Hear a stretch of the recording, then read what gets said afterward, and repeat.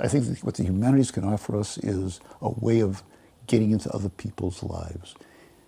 Somebody once said the most wonderful thing to me. They said, a single human life is not long enough to learn everything you have to know.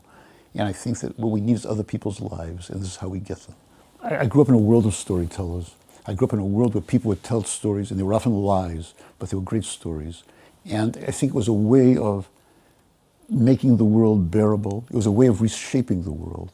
It was a way of giving the world meaning. It was a way of, and at the same time, it was a way of dealing with truths that are hard to deal with.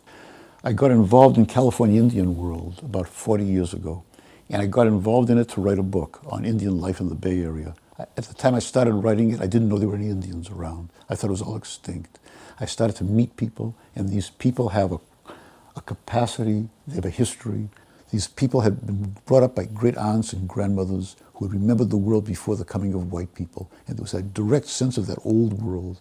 And that old world was so noble and so moody, and so it had truths in it. And I realized these people were never going to be, the world was never going to see people like this again. There's something about this world where we feel we can only love people when they're virtuous, when they're kind, when they have the best of our values.